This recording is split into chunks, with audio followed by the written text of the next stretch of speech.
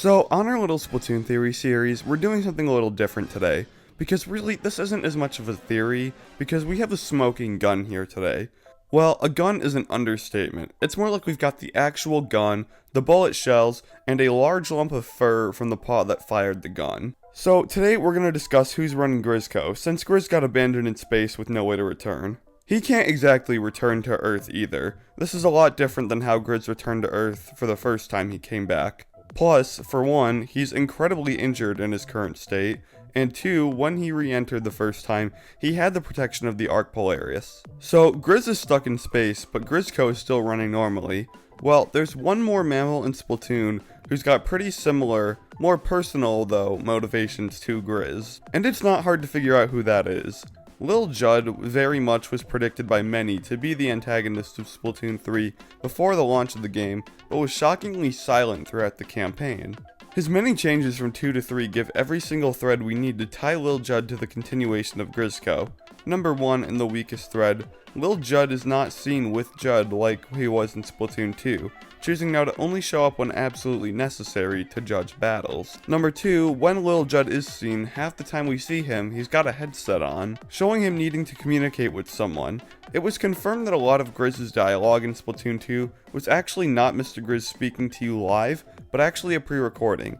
Now you may be thinking, well, if Mr. Grizz has pre-recorded dialogue, then anyone could be running Grizzco. This doesn't automatically tie it to Lil Judd. Remember, Grizz is trapped in space at this point, but we know that we're going to be going into a big run soon, or we've already had one depending on when you're watching this video. If Grizz is out of the picture, which the new Squid Beak Splatoon seems to think he is, plus we can see him in space, then who, quote-unquote, recorded audio for a big run? Grizz couldn't have, he'll still be in space by the time a big run happens. Someone new is either recording dialogue for a big run, or operating them live as they happen. Now, at this point, you'd still be right for having doubts about Lil Judd running Grizzco, but we're at the third thread where making the connection from Lil Judd and Grizzco impossible to untie.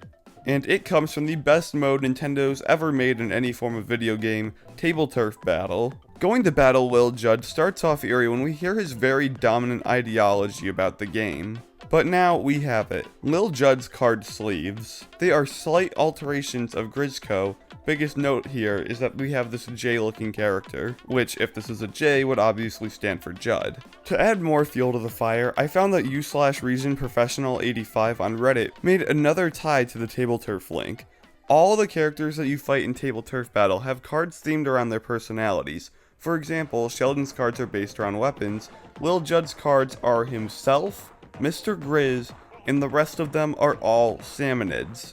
So, what do we think here? To summarize, Lil Judd is now in control of Grizzco after Mr. Grizz gets abandoned in space.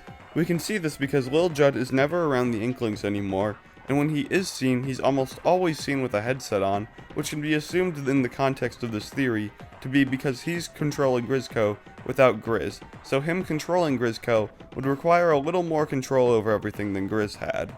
Running Grizzco and trying to give the impression that Mr. Grizz is still running everything is an assumably hard task, so him needing more control makes sense. The only other place we see Lil Judd is in Table Turf Battle where he talks about domination and plays with a deck of Grizz, himself, and Salmonids. Do we know what his motivation is? Yes, it's something involving screwing over normal Judd. What's the point of using Grizzco to do it? Man, I have no idea, I'm playing the same game you guys are. But anyways, that's it from me. What do we think? Is Lil Judd running Grizzco? What would the point of Lil Judd running Grizzco even be? Maybe some like mammal alliance between Lil Judd and Grizz? Who knows, but tell me what you think. This theory is interesting because we're most likely going to get an answer sooner than later. Maybe a follow-up DLC for another plot thread they've been teasing since Splatoon 2? Alright gamers, that's it from me. See ya!